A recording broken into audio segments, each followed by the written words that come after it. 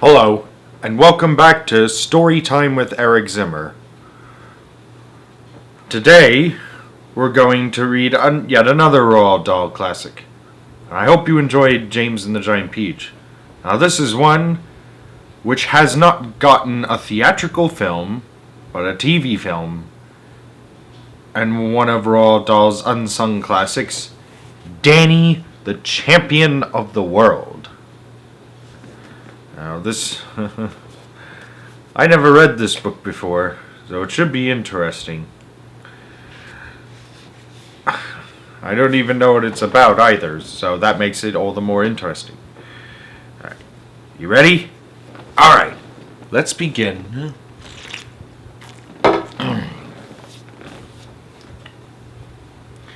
Chapter 1, The Filling Station. When I was 4 months old, my mother died suddenly, and my father was left to look after me all by himself. This was how I looked at the time. I had no brothers or sisters, so all through my boyhood, from the age of 4 months onward, there was just us two, my father and me. We lived in an old gypsy caravan behind a filling station. My father owned the filling station, and the caravan and a small meadow behind, but that was about all he owned in the world. It was a very small filling station on a small country road, surrounded by fields and woody hills.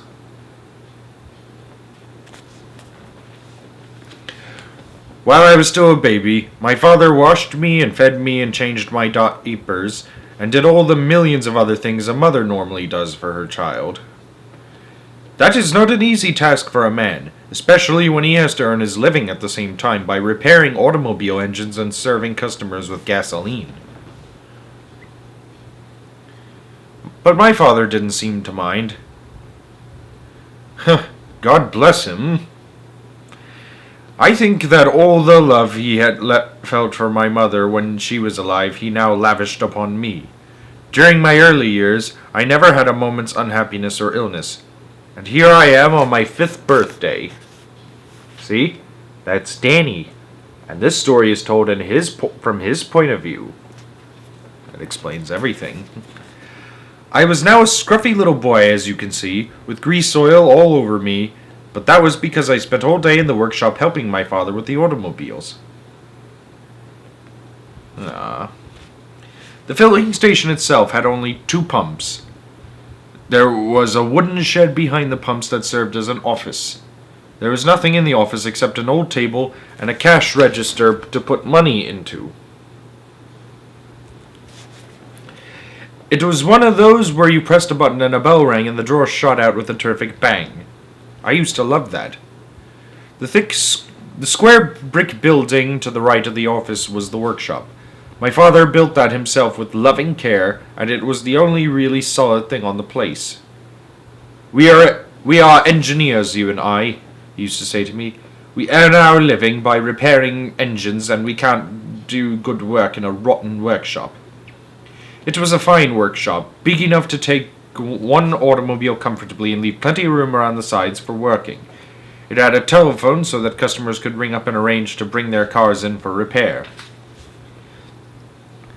The caravan was our house and our home. It was a real old gypsy wagon with big wheels and fine patterns painted all over it in yellow and red and blue. Excuse me. My father said it was at least 150 years old. And considering this book was written in 1975, that would mean it was built in 1825. That would make it 195 years old today. Many gypsy children, he said, had been born in it and had grown up within its wooden walls. With a horse to pull it, the old caravan must have wandered for thousands of miles along the roads and lanes of England. But now its wanderings were over, and because the wooden spokes in the wheels were beginning to rot, my father had propped it up underneath with bricks. There was only one room in the caravan, and it wasn't much bigger than a fair-sized modern bathroom. It was a narrow room, the shape of the caravan itself, and against the back wall were two bunk beds, one above the other. The top one was my father's. The bottom one was mine. Although we had electric lights in the workshop, we were not allowed to have them in the caravan. The electricity people said it was unsafe to put wires into something as old and rickety as that. So we got our heat and light in much the same way as the gypsies had done years ago. There was a wood-burning stove in it with a chimney that went up through the roof, and this kept us warm in winter. There was a kerosene burner on which to boil a kettle or cook a stew, and there was a kerosene lamp hanging from the ceiling.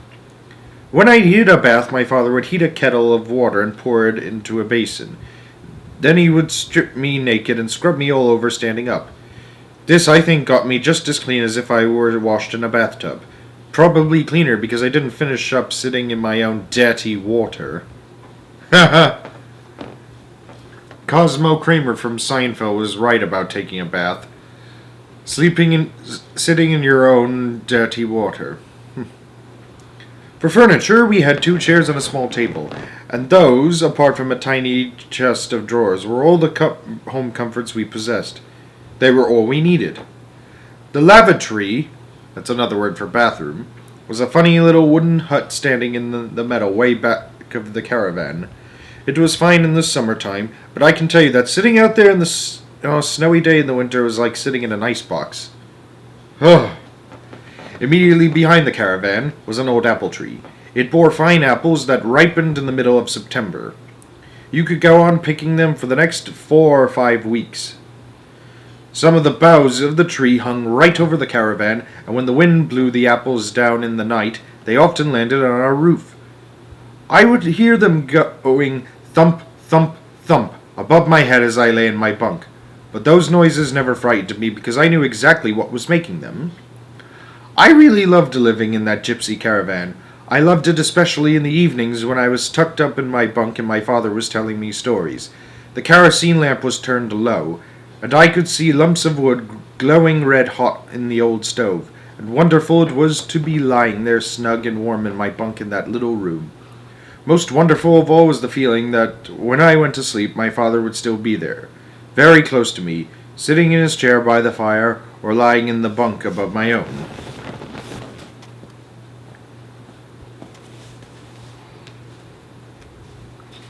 Chapter 2. The Big Friendly Giant. This will be another story we'll be reading by Roald Dahl soon.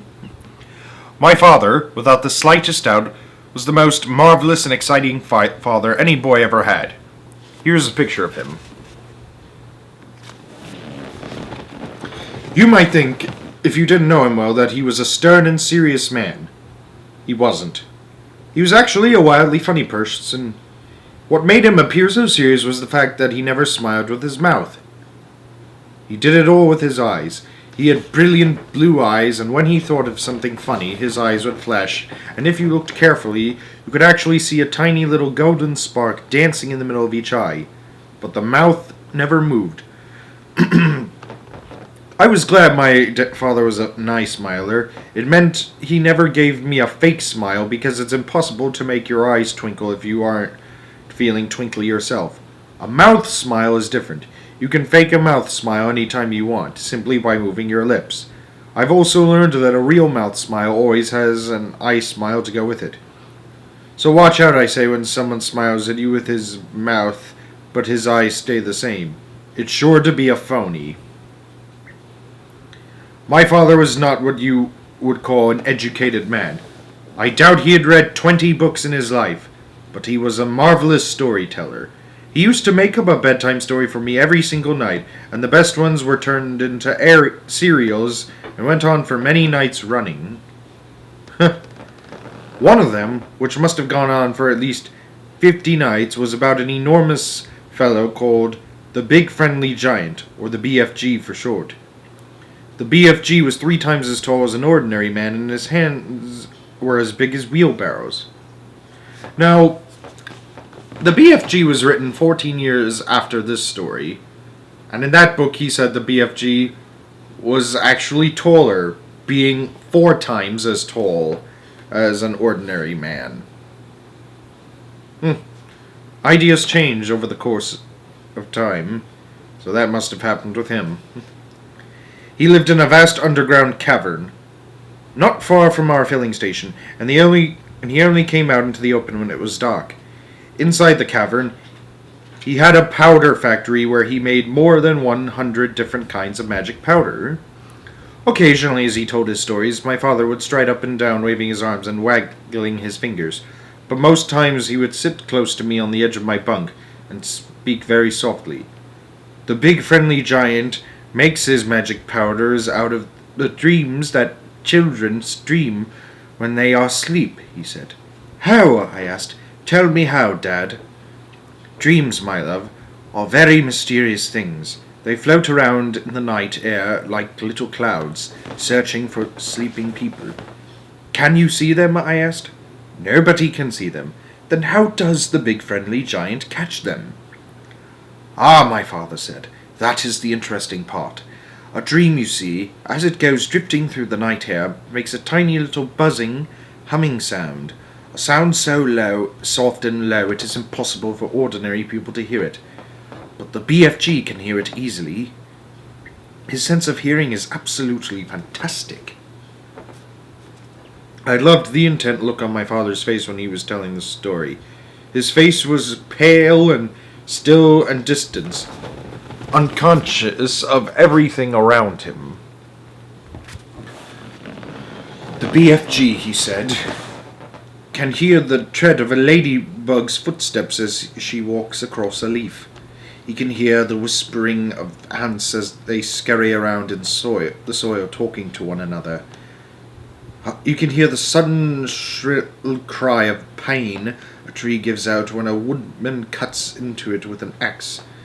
Ah, yes, my darling, there is a whole world of sound around us that we cannot hear because our ears are simply not sensitive enough. What happens when he catches the dreams? I asked. He imprisons them in glass bottles and screws the tops down tight, my father said. He has thousands of these bottles in his cave. Does he catch bad dreams as well as good ones? Yes, my father said. He catches both, but he only uses the good ones in his powders. What does he do with the bad ones? He explodes them. It is impossible to tell you how much I love my father. He was sitting close to me on my bunk. When he was sitting close to me on my bunk, I would reach out and slide my hand into his, and then he would fold his long fingers around my fist, holding it tight. What does the BFG do with his powders after he has made them? I asked. In the dead of night, my father said, he goes prowling through the villages, searching for houses where children are asleep. Because of his great height, he can reach windows that are 2 and even 3 flights up, and when he finds a room with a sleeping child, he opens his suitcase. His suitcase? I said. The BFG always carries a suitcase and a blowpipe, my father said. The blowpipe is as long as a lamppost. The suitcase is for the powders, so he opens the suitcase and selects exactly the right powder. And he puts it into the blowpipe, and he slides the blowpipe in through the open window, and poof! He blows in the powder, and the powder floats around the room, and the child breathes it in. And then what? I asked. And then, Danny, the child begins to dream a marvelous and fantastic dream, and when the dream reaches its most marvelous and fantastic moment, and the magic powder really takes over, suddenly the dream is not a dream any longer, but a real happening. The child is not asleep in bed. He is fully awake, and he is actually in the place of the dream and is taking part in the whole thing. I mean really taking part. In real life. More about that tomorrow. It's getting late. Good night, Danny. Go to sleep.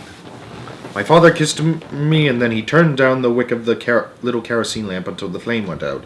He seated himself in front of the wood stove, which now made a lovely red glow in the dark room. Dad, I whispered, what is it? Have you ever actually seen the big friendly giant? Once, my father said. Only once. You did? Where? I was out behind the caravan, my father said, and it was a clear moonlit night. but I happened to look up and suddenly I saw this tremendous tall person running along the crest of the hill. He had a queer, long-striding, lolloping gait, and his black cloak was streaming out behind him like the wings of a bird. There was a big suitcase in one hand and a blowpipe in the other, and when he came to a high hawthorn hedge at the end of the field, he just strode over it as though it wasn't there. "Were you frightened, Dad?" "No," my father said. "It was thrilling to see him and a little eerie. But I wasn't frightened. Go to sleep now. Good night." Chapter 3. Cars and Kites and Fire Balloons. My father was a fine mechanic. People who lived miles away used to bring their automobiles to him for repair rather than to take them to their nearest garage. He loved engines. "A gasoline engine is sheer magic," he said to me once. "Just imagine being able to take 1,000 different bits of metal, and if you fit them all together in a certain way, and then if you feed them a little oil and gasoline, and if you press a little switch, suddenly those bits of metal will all come to life, and they will purr and hum and roar. They will make the wheels of a motor car go whizzing around at fantastic speeds." It was inevitable that I too should fall in love with engines and automobiles. Don't forget that even before I could walk, the workshop had been my playroom. For where else could my father have put me so that he could keep an eye on me all day long? My toys were all the greasy cogs and springs and pistons that lay around all over the place, and these, I can promise you, were far more fun to play with than most of the plastic rubbish children are given nowadays. So almost from birth I began training to be a mechanic. Oh, how nice. But now that I was 5 years old, there was the problem of school to think about. It was the law that parents must send their children to school at the age of 5, and my father knew about this. We were in the workshop, I remember, on my 5th birthday when the talk about school started. I was helping my father to fit new brake linings to the rear wheel of a big Ford when suddenly he said to me, "You know something interesting, Danny? You must be easily the best 5-year-old mechanic in the world." This was the greatest compliment he had ever paid me. I was enormously pleased. "You like this work, don't you?" he said. "All this messing about with engines? I absolutely love it," I said. He turned and faced me and laid a hand gently on my shoulder. "I want to teach you to be a great mechanic," he said. "And when you grow up, I hope you will become a famous designing engineer, a man who designs new and better engines for automobiles and airplanes. For that," he added, "you will need a really good education. But I don't want to send you to school quite yet. In another 2 years you will have learned enough here with me to be able to make a small engine completely to pieces and put it all together again all by yourself. After that you can go to school." You probably think my father was crazy trying to teach a young child to be an expert mechanic, but as a matter of fact he wasn't crazy at all. I learned fast and I loved every moment of it. And luckily for us, nobody came knocking on the door to ask why I wasn't attending school. So 2 more years went by, and at the age of 7, believe it or not, I really could take a small engine to pieces and put it together again. I mean properly to pieces, pistons and crankshaft and all. The time had come to start school. My school was in the nearest village, 2 miles away. We didn't have a car of our own. We couldn't afford one. But the walk took only half an hour, and I didn't mind that in the least. My father came with me. He insisted on coming, and when school ended at 4 in the afternoon, he was always there waiting to take me home. And so life went on. The world I lived in consisted only of the filling station, the workshop, the caravan, the school, and of course the woods and meadows and streams in the countryside around. But I was never bored. It was impossible to be bored in my father's company. He was too sparky a man for that. Plots and plans and new ideas came flying off him like sparks from a grindstone. "There's a good wind today," he said one Saturday morning, "just right for flying a kite. Let's make a kite, Danny." So we made a kite. He showed me how to splice 4 thin sticks together in the shape of a star, with 2 more sticks across the middle to brace it. Then we cut up an old blue shirt of his and stretched the material across the framework of the kite. We added a long tail made of thread, with little leftover pieces of the shirt tied at intervals along it. We found a ball of string in the workshop, and he showed me how to attach the string to the framework so that the kite would be properly balanced in flight. Together we walked to the top of the hill behind the filling station to release the kite. I found it hard to believe that this object, made only from a few sticks and a piece of old shirt, would actually fly. It held the string while my father held the kite, and the moment he let it go, it caught the wind and soared upward like a huge blue bird. "Let out some more, Danny," he cried. "Go on as much as you like." Higher and higher soared the kite. Soon it was just a small blue dot dancing in the sky miles above my head, and it was thrilling to stand there holding on to something that was so far away and so very much alive. This faraway thing was tugging and struggling on the end of the line like a big fish. "Let's walk it back to the caravan," my father said.